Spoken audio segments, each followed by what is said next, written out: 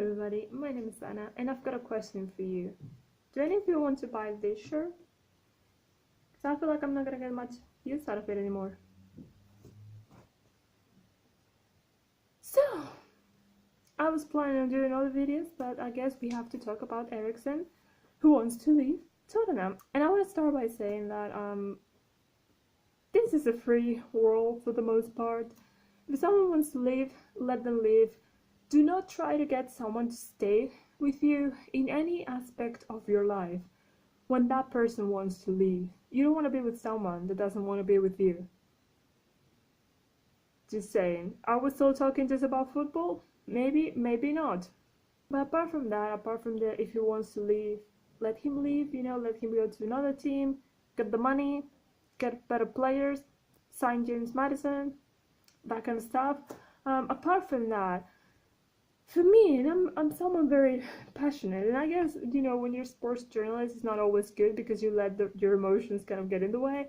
But then I see the Real Madrid journalists, and I'm like, well, I'm better than them, so, it's fine. I do feel usually like players betray me when they leave. I'm trying to work on it because I'm 30, but, and they usually betray me only when they sign for Real Madrid. It's kind of funny if you think about it. I guess if they sign for City or Liverpool, it would be the same, but it's not as bad. I don't really know why. But what I want from my players is to show respect on and off the pitch. Take Eden Hazard as an example.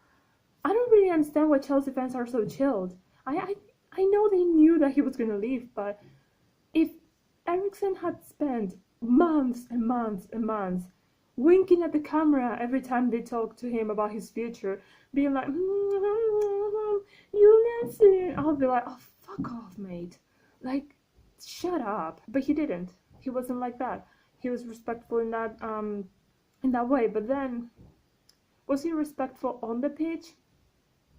Not so sure about that. This comes from someone who, at the beginning of the season, considered him as her favorite player, and I've been defending him so much.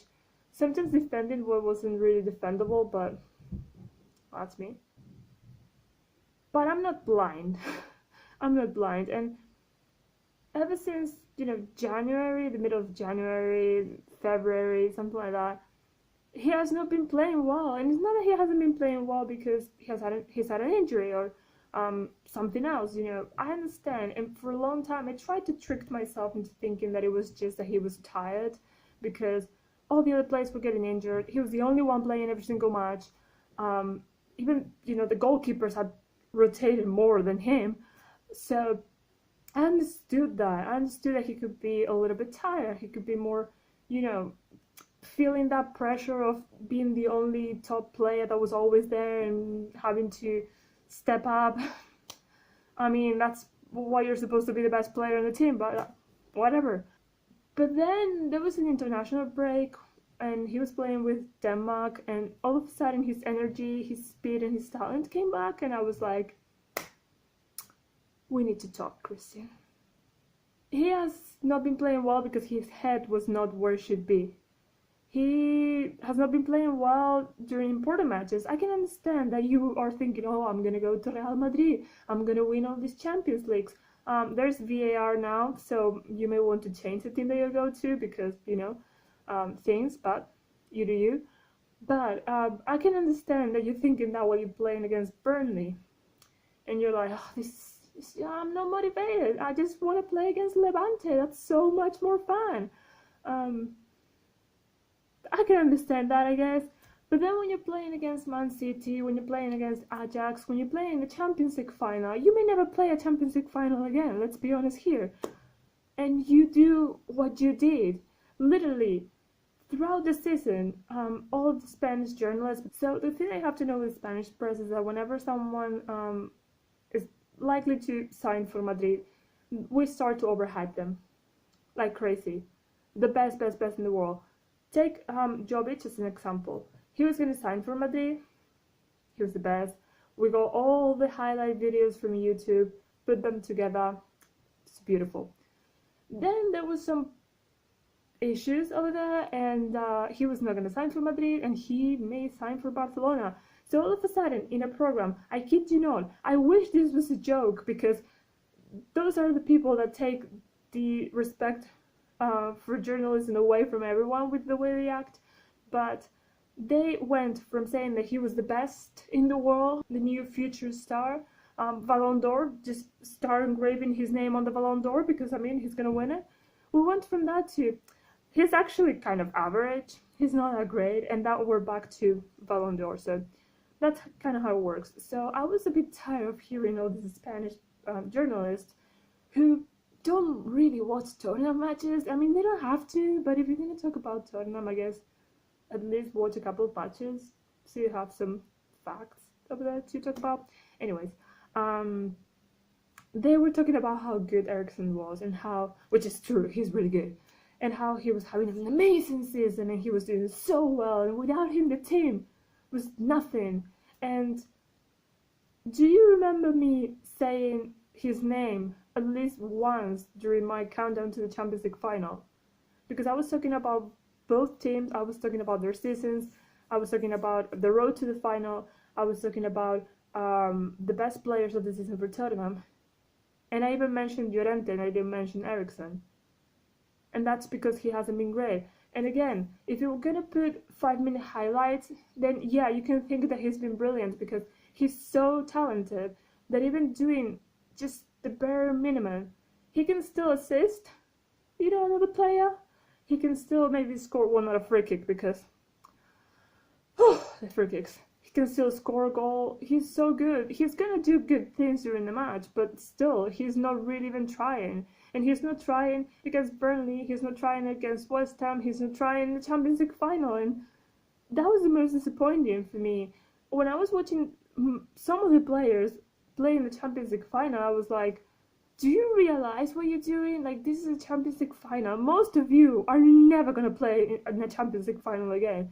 Like, I know you think, and, I saw Daya at the end of the match being, trying to be nice, trying to be positive, and saying, well, maybe we can learn from Liverpool and come back next year and win. And I was like, you're the cutest, honestly, but no, you're not going to be in the final next year. This was your chance. And you just walked on the pitch. Not Daya, Eriksen. Oh, so, I respect you for being polite and waiting until the end of the season to say, I want to leave, even if you were telling the president or whatever. You were not voicing that publicly and be like, I want to leave.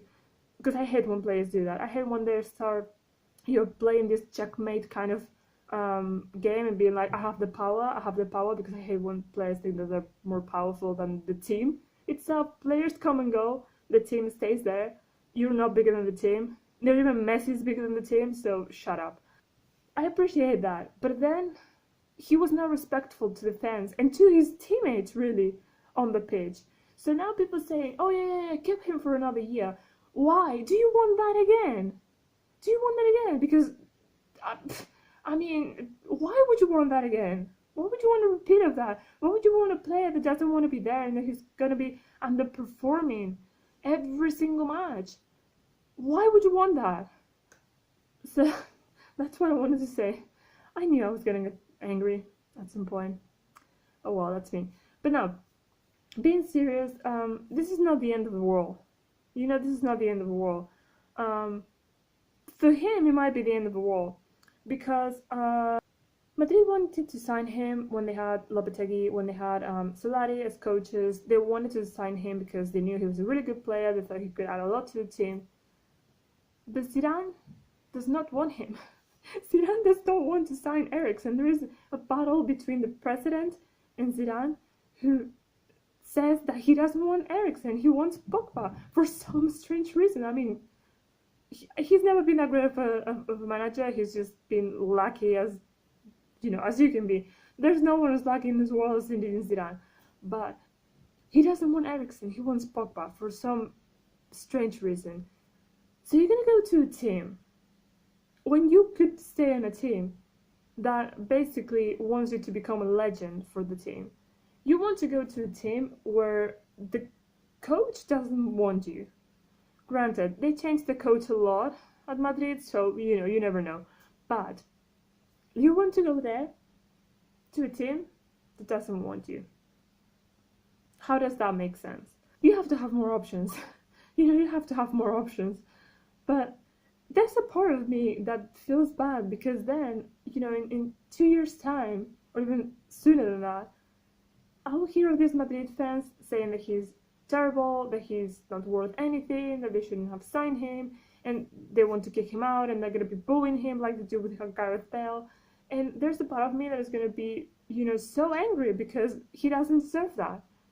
But then at the same time, you're the one that wants to go to a team where the coach doesn't want you.